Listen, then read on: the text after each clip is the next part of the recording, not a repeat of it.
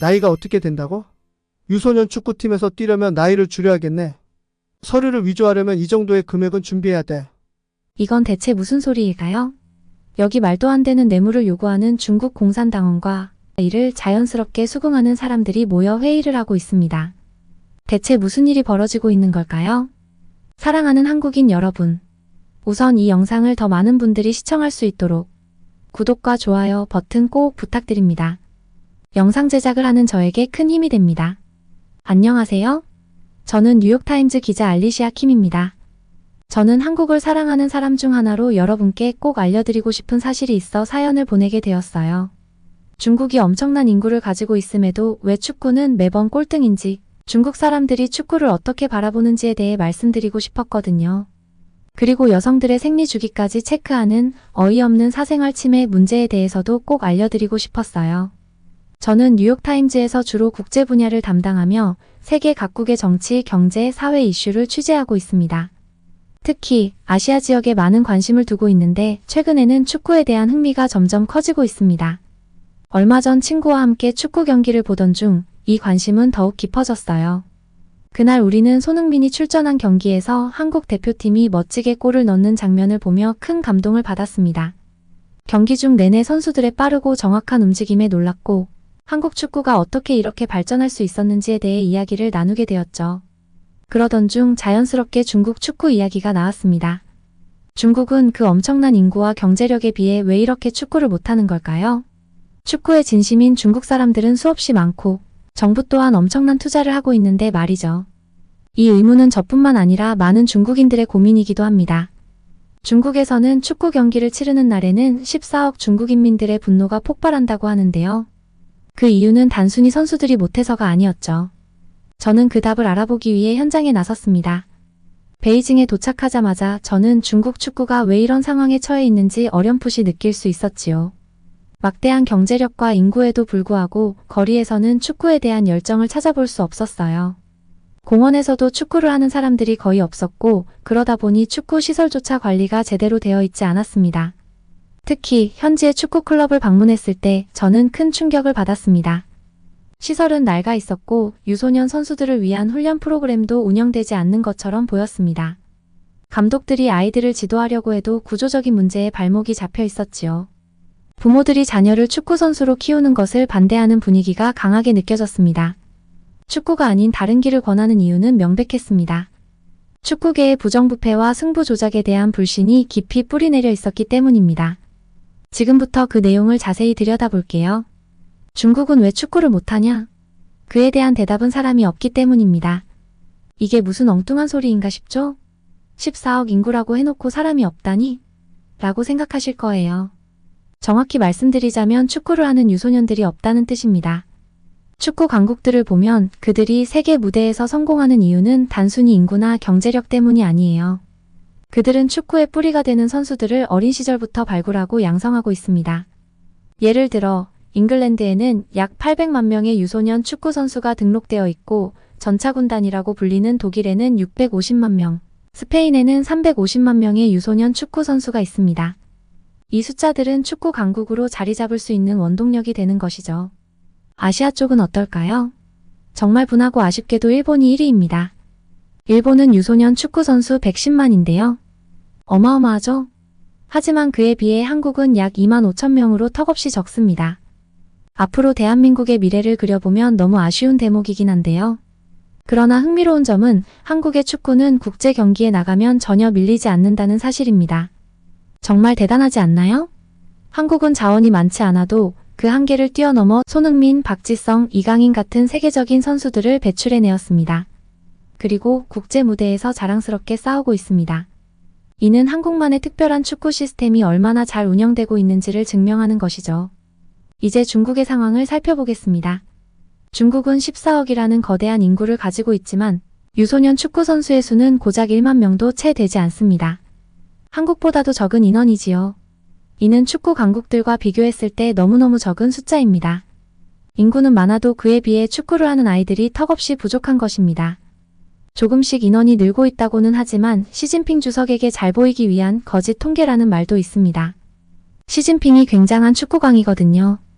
그런데 여러분, 정말 이상하지 않나요? 중국은 정부 지도자뿐만이 아니라 14억 인민들이 축구를 너무 좋아하고 축구 선수들이 탑스타 대우를 받고 있는데 왜 축구를 하는 아이들은 이렇게 부족한 걸까요? 그 이유는 중국인들은 축구를 보는 것은 좋아해도 내 아이가 축구를 하는 것을 결사반대하고 있기 때문입니다. 부모들은 아이가 축구를 하면 안 되는 이유를 너무도 잘 알고 있습니다. 그 이유는 크게 세 가지로 나눌 수가 있는데요. 이제부터 하나씩 그 이야기를 풀어보겠습니다. 첫째, 부정부패와 뇌물 승부 조작 문화가 중국 축구계에 깊이 뿌리내려 있기 때문입니다. 이 문제가 얼마나 심각하냐면 축구계의 모든 것이 돈으로 움직인다고 해도 과언이 아니거든요.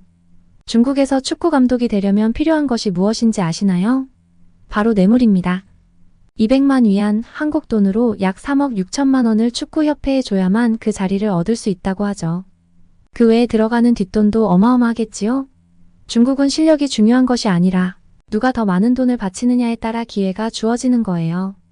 이는 감독뿐만 아니라 선수들 사이에서도 마찬가지겠지요? 다음과 같은 일화는 특히 유명합니다. 중국 축구계의 한 전설적인 감독이 승부 조작과 부패 문제에 휘말려 감옥에 갔는데요. 그때 진행한 인터뷰에서 모든 것이 조작이고 모든 것이 부정이다라고 말한 적이 있습니다. 이 일화는 중국 축구계가 얼마나 부패에 물들어 있는지를 단적으로 보여주는 사례로 자주 회자됩니다. 이런 환경에서 부모들이 자녀를 축구 선수로 키우고 싶을 리가 없겠죠. 아무리 실력이 뛰어난 선수라 할지라도 더 큰 경제력을 가진 부모가 있는 선수에게 기회를 빼앗기는 일이 다반사이기 때문입니다.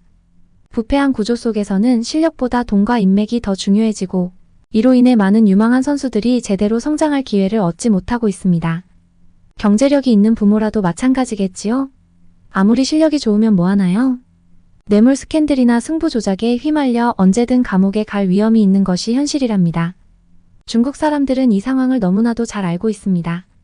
산하 제한 정책 때문에 아들 하나 낳아서 금이야 오기야 하며 키워내고 엄청난 투자를 해왔는데 그런 자신의 아이가 잠재적 비리사범이나 부패사범이 되도록 두고 볼 수만은 없겠지요. 상상만으로도 끔찍한 일인 것 같아요. 하지만 여기서 끝이 아닙니다. 중국 축구계가 부패로 얼룩진 것에는 또 다른 중요한 요소가 있습니다. 바로 두 번째 이유인 관시 문화와 중국 공산당의 영향력입니다. 관시는 중국에서 매우 중요한 개념으로 인맥이나 관계를 의미하는데요. 중국에서는 관시가 성공을 좌우하는 중요한 요소이고 그것이 없다면 아무것도 할 수 없는 흑수저 환경이 되는 거예요. 축구도 마찬가지입니다.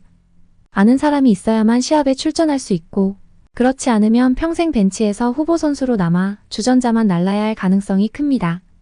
감독에게 직접 청탁을 넣고 받아들이는 일도 너무나 흔하게 벌어지겠죠?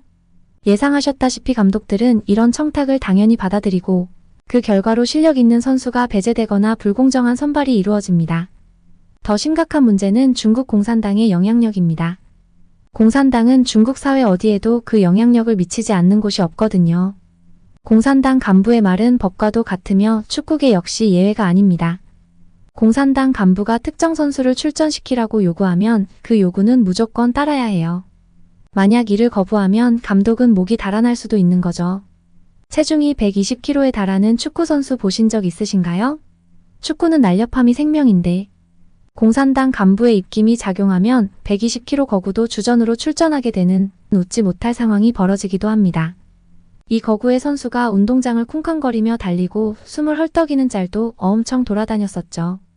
이러한 사례는 홍명보 감독이 중국에서 감독을 할 때 직접 경험한 것과 일치합니다. 홍 감독은 중국 선수들이 다른 나라 선수들에 비해 게으르고 체지방 관리가 전혀 안 된다고 했어요. 선수들은 기본적인 자기 관리조차 하지 않으며 술을 고래처럼 마시고 심지어 담배도 줄담배를 피운다고 하네요. 이러한 문제들도 관시 문화와 맞물려 있는 경우가 많습니다. 경기 전날에도 스폰서가 접대를 요구하면 시합 준비보다 더 우선시하는 상황이 빈번히 발생된다고 해요. 선수들은 시합 전날에도 신나게 유흥을 즐겨야 하고 그러다 보면 경기가 개판이 되는 건 당연한 거지요. 이는 자기관리가 철저한 한국에서는 상상도 할 수 없는 일이죠. 한국 선수들의 프로의식은 세계적으로 유명해요. 한국 선수들은 철저한 식단 관리와 함께 규칙적인 생활 습관을 유지하며 피로 회복과 정신적인 안정까지도 세심하게 신경 씁니다. 한국 스포츠팀은 전담 트레이너와 심리상담사를 배치해 선수들이 경기 중 최대의 퍼포먼스를 발휘할 수 있도록 지원하지요. 우리 자랑스러운 손흥민 선수는 한국뿐만 아니라 전 세계적으로도 철저한 자기 관리와 프로 정신으로 잘 알려져 있는데요. 그는 유럽 무대에서 뛰면서도 술이나 유흥을 철저히 멀리하고 경기에만 집중하는 것으로 유명합니다.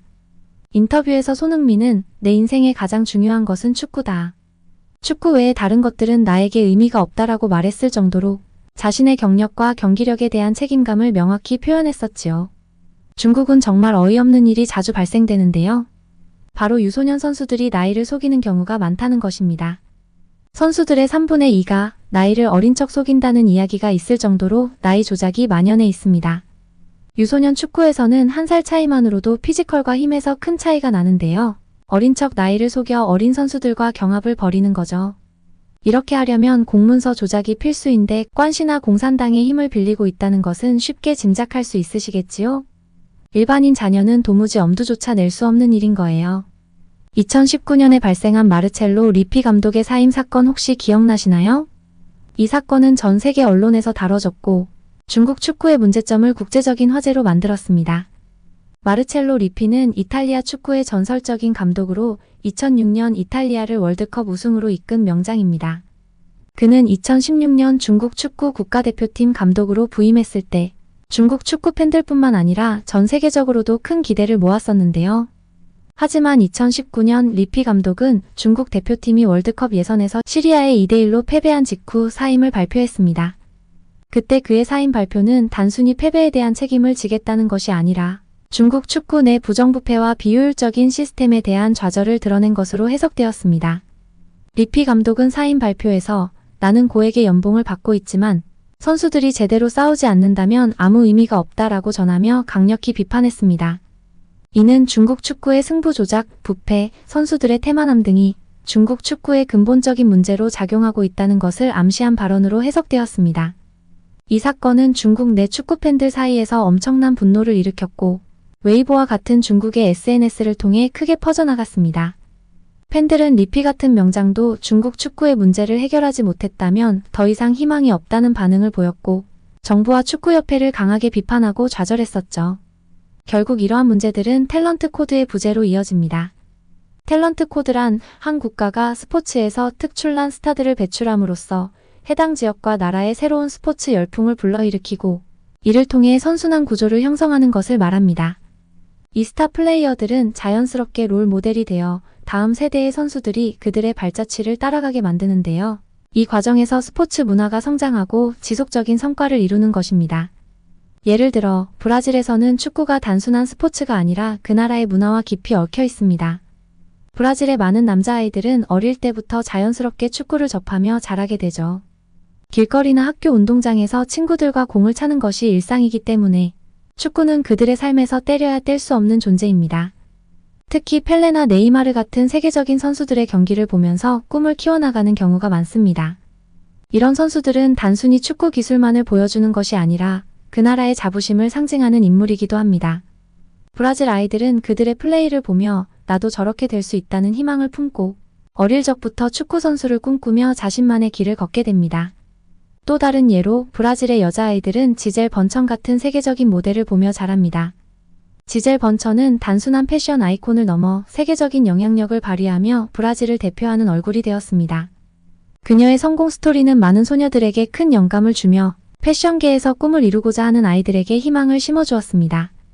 지젤이 세계 무대에서 활약하며 브라질의 이미지를 높인 것을 보면 여자아이들이 그녀를 본받고 꿈을 키우는 것은 당연한 일일지도 모르죠. 브라질에서 축구가 남자아이들의 꿈이라면 모델이 되는 것은 많은 여자아이들에게 자연스러운 목표로 자리 잡았습니다. 이쯤에서 제가 사랑하는 한국의 이야기를 빼놓을 수 없겠죠? 특히 한국 골프는 박세리가 1998년 미국 LPGA에서 우승한 이후 여자 골프의 역사를 완전히 새롭게 쓰기 시작했습니다. 당시 한국은 외환위기로 인해 국민들이 경제적 어려움을 겪고 있었는데 박세리의 우승은 그런 힘든 시기에 큰 희망과 자부심을 안겨준 위대한 사건이었어요. 그녀가 맨발로 연못에 들어가 샷을 성공시키던 그 순간을 기억하며 많은 이들이 눈물을 흘렸을 거예요. 특히 당시 그녀의 다리가 까맣게 그을린 상태에서 양말을 신었던 부위만 하얗게 남아있던 장면은 잊을 수 없는 명장면이었죠. 그 모습은 그녀가 얼마나 힘든 훈련과 투혼을 발휘했는지 고스란히 보여주었고 수많은 사람들에게 깊은 감동을 안겨주었습니다.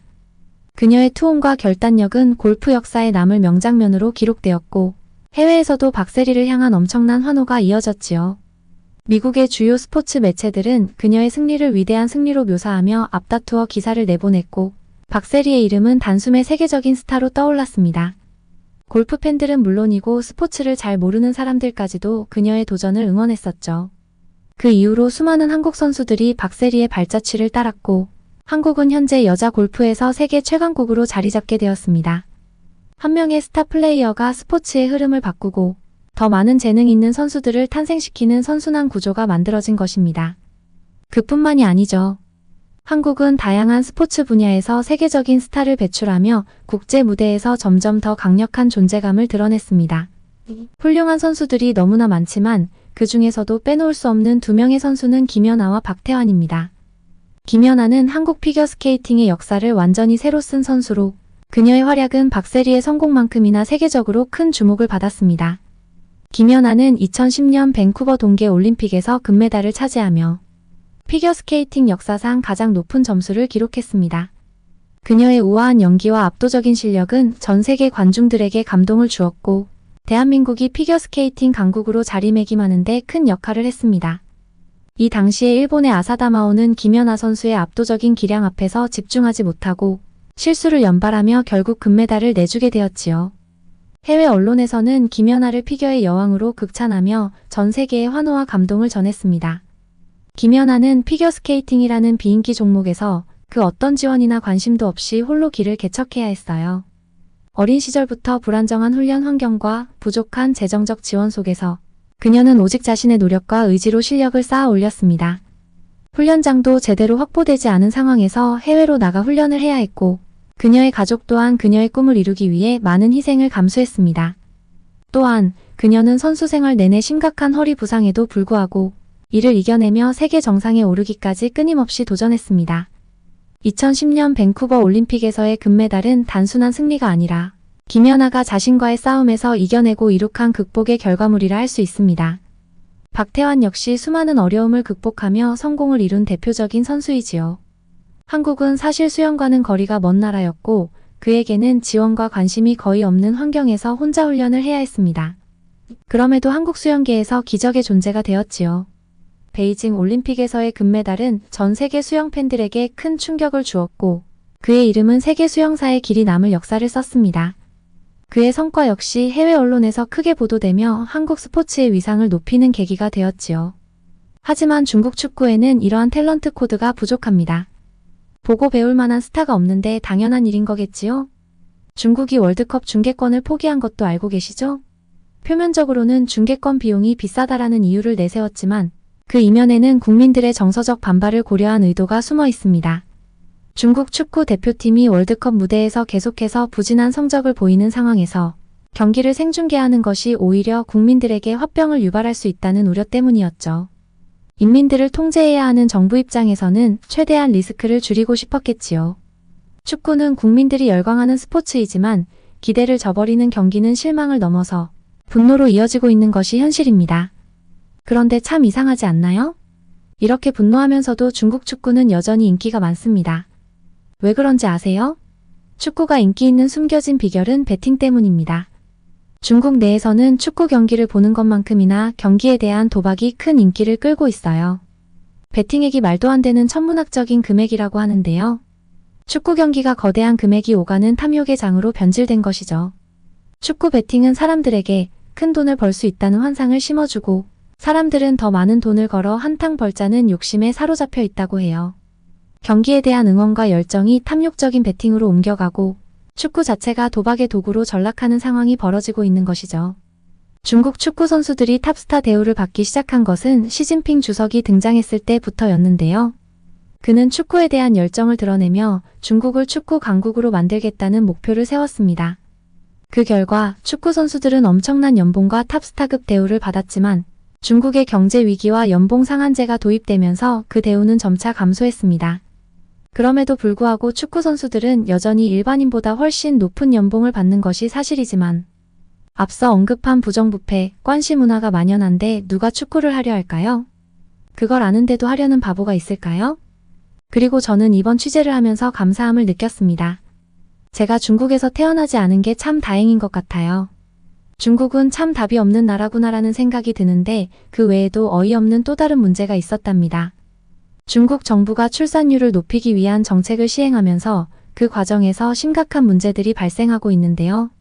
일부 공무원들이 가정에 전화를 걸어 가족 중 임신 가능성이 있는 여성이 있나요?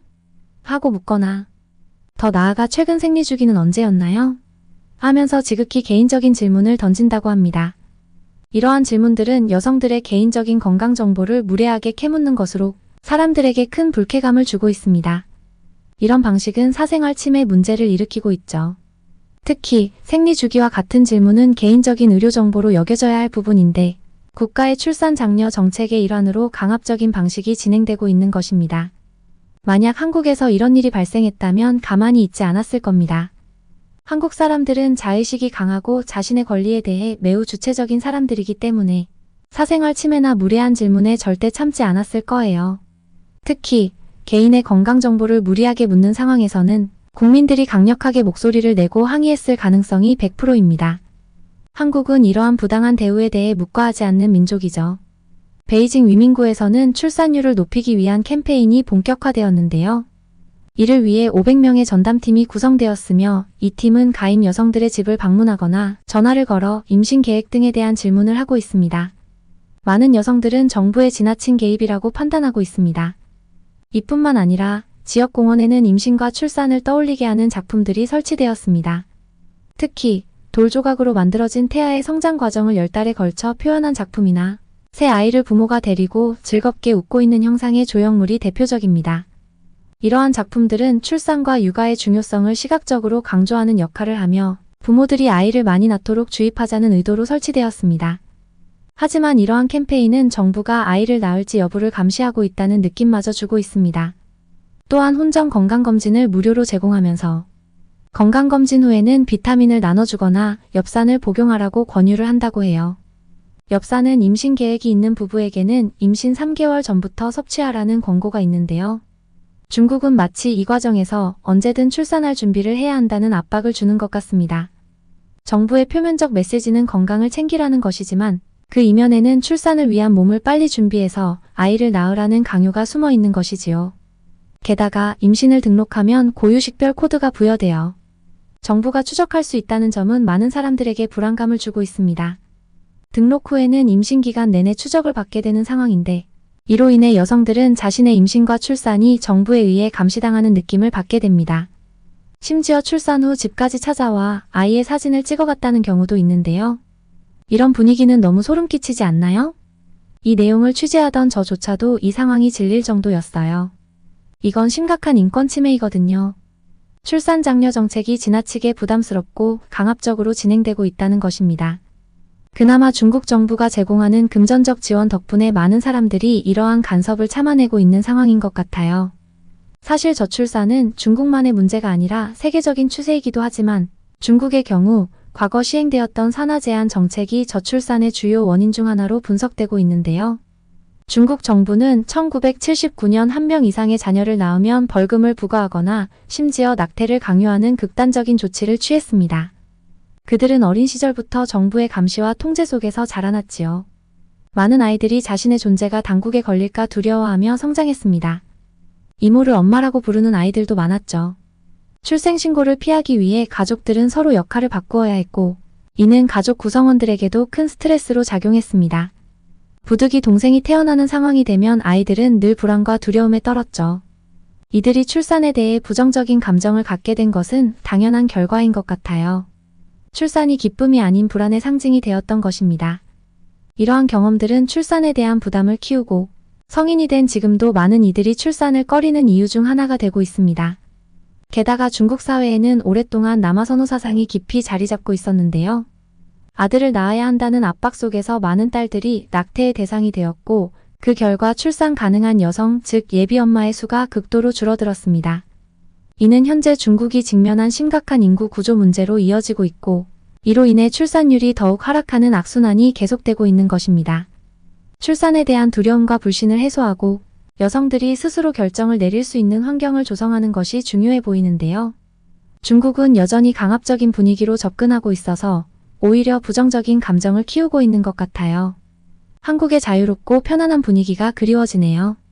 개인의 선택이 존중받고 삶의 결정들이 강요가 아니라 스스로의 의지로 이루어질 수 있는 환경이 정말 소중하게 느껴집니다. 어떠셨나요?